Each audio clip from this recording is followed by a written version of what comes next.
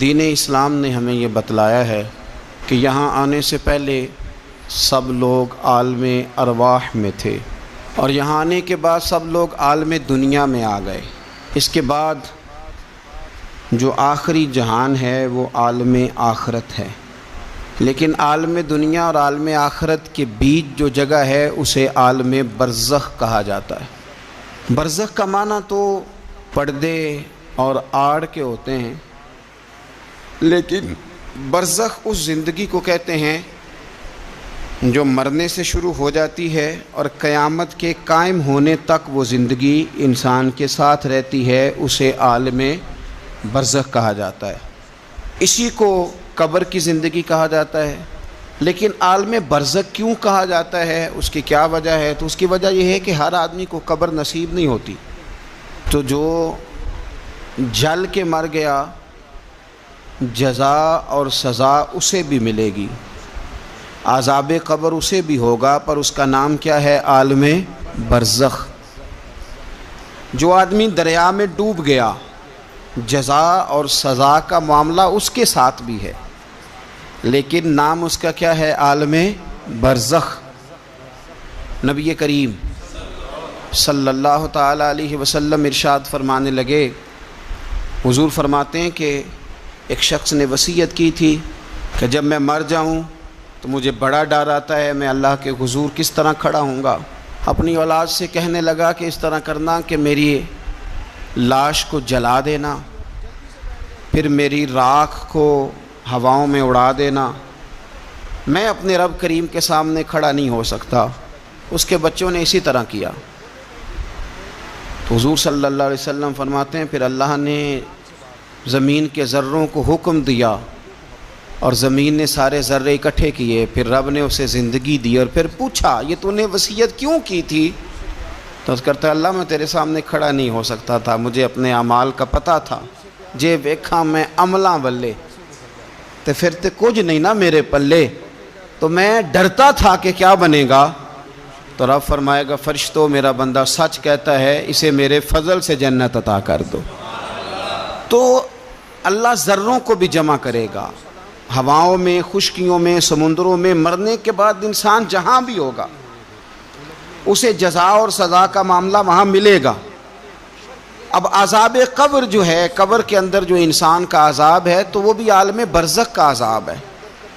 میرے رسول کریم صلی اللہ تعالی علیہ وسلم نے کچھ چیزوں سے پناہ مانگی ہے، خود حضور نے، خود نبی پاک صلی اللہ علیہ وسلم رسول کریم علیہ السلام نے پناہ مانگی۔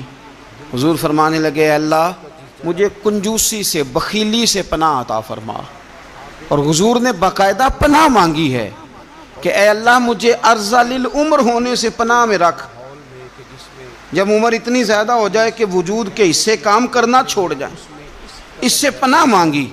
اور خود میرے نبی پاک علیہ السلام نے قبر کے عذاب سے پناہ مانگی۔ یہ تعلیم امت کے لیے کہ تم بھی پناہ مانگو عذاب قبر سے۔ قبر کا عذاب برحق ہے،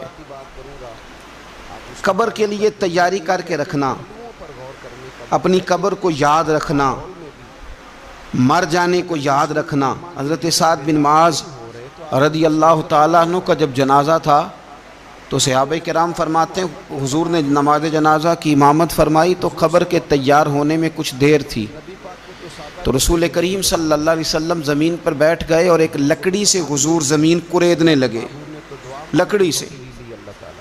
ہم وہ انتظار تھے کہ اللہ کے رسول صلی اللہ علیہ وسلم سر مبارک اٹھائیں، ہمیں کو نصیحت کریں۔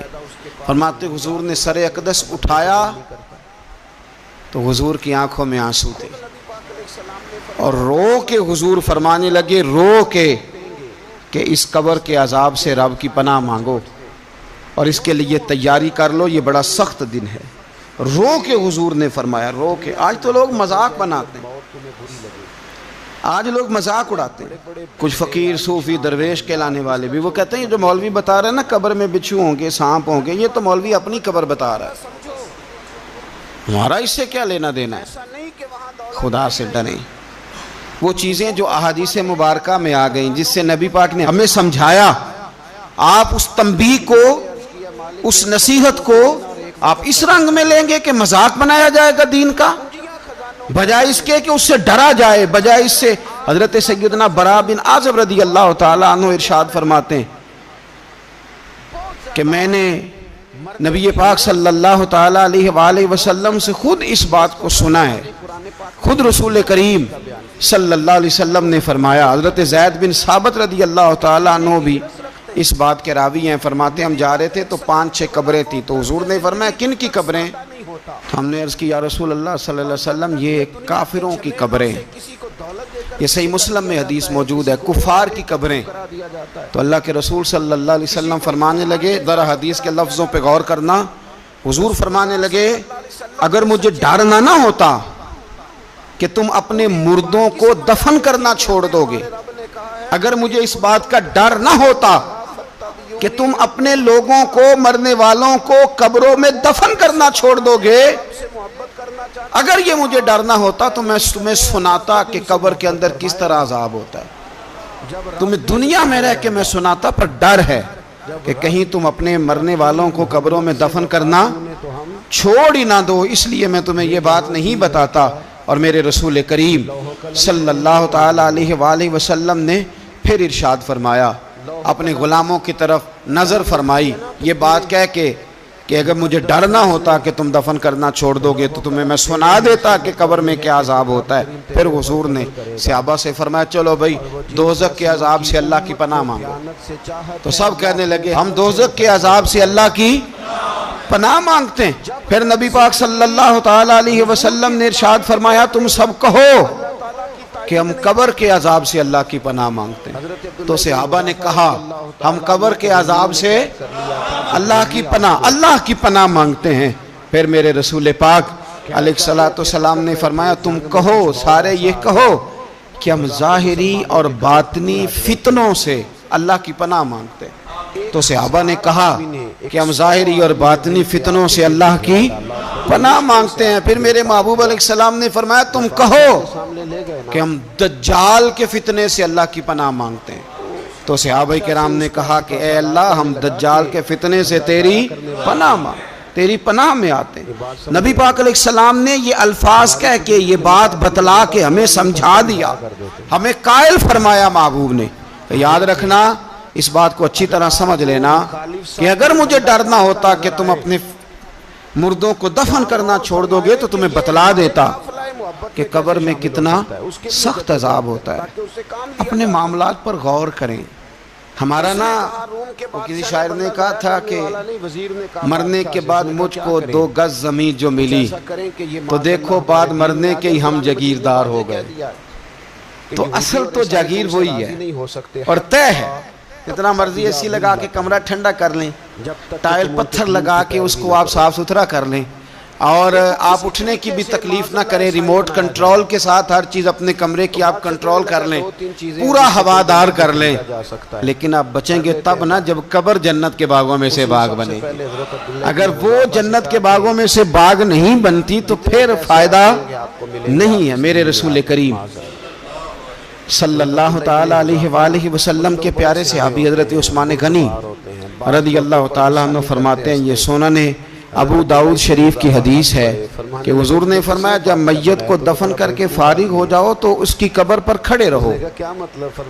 خود حضور بھی قبر پر کھڑے رہتے دفن کرنے کے بعد اور فرماتے اس کے ثابت قدم رہنے کی دعا کرو، اس لیے کہ اب اس سے سوال و جواب ہوں گے، اب فرشتے اس کی قبر میں آئیں گے، اب اس سے پوچھیں گے، اب اس کے ساتھ وہ امتحان ہوگا، تو اس کے لیے دعا کرو، قبر پہ کھڑے ہو کے دعا مانگو۔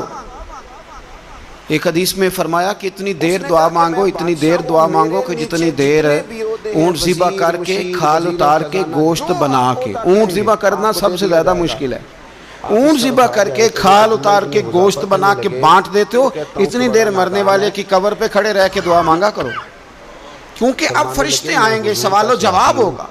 تو عذاب قبر، مصنف عبد الرزاق میں حدیث ہے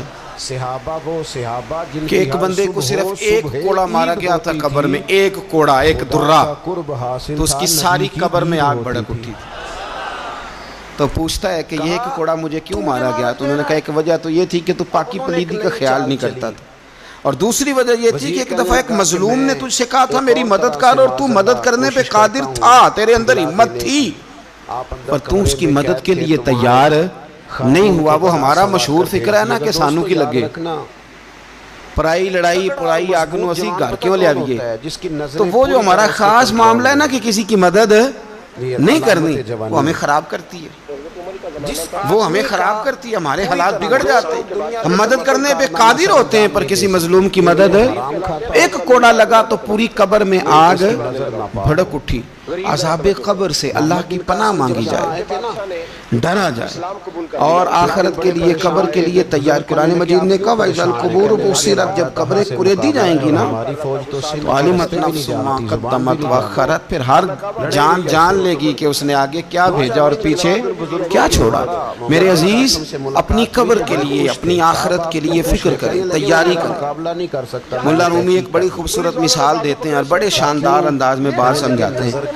وہ کہتے ہیں مصر کے اندر نے ایک رواج تھا کہ وہ سال کے آخر میں، سمجھ لیں ذی الحج کے آخری دن، یا جس طرح آج کل لوگ جنوری فروری سے کام چلاتے ہیں، تو وہ دسمبر کی آخری تاریخ کو نا پچھلے بادشاہ کو معطل کر دیتے اور یکم تاریخ کو وہ جا کے دریا کے کنارے کھڑے ہوتے تھے تو کشتی آتی تھی، جو پہلا آدمی اترتا تھا اسے بادشاہ بنا لیتے۔ پورا سال اس کی بات مانتے اور سال کے آخر میں جا کے پھر اس کو جنگل میں، جہاں جنگل میں درندے تھے، جھاڑیاں تھیں، خوفناک جگہ تھی، وہاں جا کے چھوڑ آتے تھے، درندے اسے پھاڑ ڈالتے۔ تو ایک سال ایک دانشمند آدمی وہ ساری رات بیٹھی رہی، اترا، وہ ساری رات عبادت کرتا۔ اس کو انہوں نے کہا کہ بھئی تو ہمارا بادشاہ ہے۔ انہوں نے کہا یہ کیا بات ہوئی، بادشاہ ہوں تو کیا مطلب؟ انہوں نے کہا جی ہمارا اصول ہے پورا سال تیری بات مانیں گے، سال کے بعد جنگل میں چھوڑا ہے۔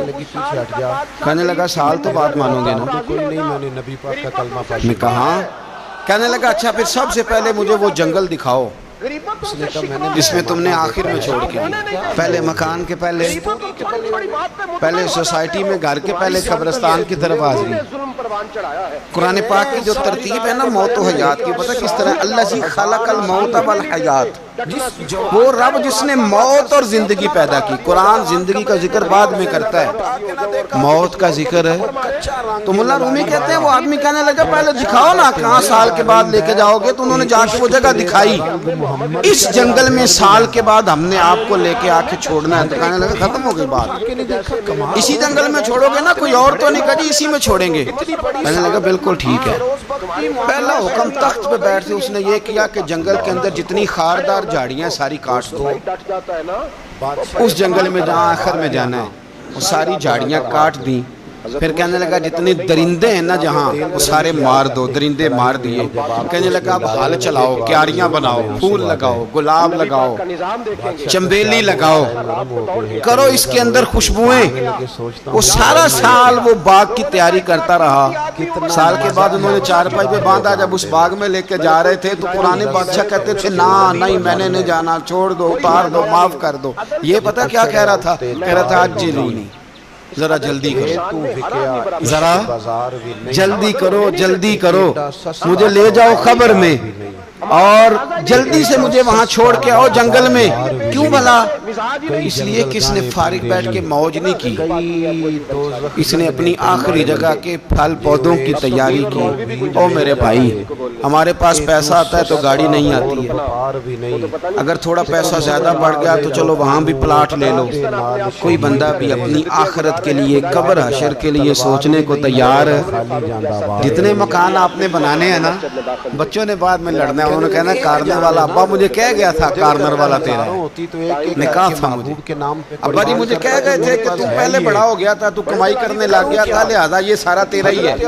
وہ سب کو کوئی نہ کوئی بات ابا کان میں کہہ ہی جاتا ہے، سب نے اپنے حصے کی کوئی نہ کوئی بات یاد کی ہوتی۔ ابا نے کہاں جانا ہے؟ جہاں حالت بڑی خراب ہے، جہاں حالات بڑے پیچیدہ ہیں، مہربانی فرمائے۔ وہ جو تیاری ہے نا آخرت کی، یہاں رہ کے قبر کی تیاری کرو، یہاں رہ کے وہاں کے کیڑے مکوڑے مارے، پھر وہاں جانے میں کوئی پریشانی نہیں ہوگی، پھر تو بندہ بھاگ کے جائے گا، بندہ بھاگ کے جائے گا۔ میں سنیا رات قبر دی کالی، تو پھر کہنے لگے میں تے بھی سنیا اتھے اونے ہونا ہے جدے موڈے کملی کا تو یہ تو تب ہے نا کہ جب آپ نے اس کے لیے کچھ تیاری کی میرے رسول کریم علیہ السلام نے مومن کی قبر کا حال بھی بتایا یہ تو ہے نا عذاب ان لوگوں کے لیے جو نافرمانی کرنے والے ہیں یہ ان کی قبر کا حال بتایا تو سنن ترمذی میں صحیح ابن حبان میں حضرت ابو ہریرہ رضی اللہ تعالیٰ عنہ بیان کرتے ہیں کہ حضور صلی اللہ علیہ وسلم نے فرمایا جب میت کو قبر میں رکھا جاتا ہے تو اس کے پاس سیاہ رنگ والے اور نیلی آنکھوں والے دو فرشتے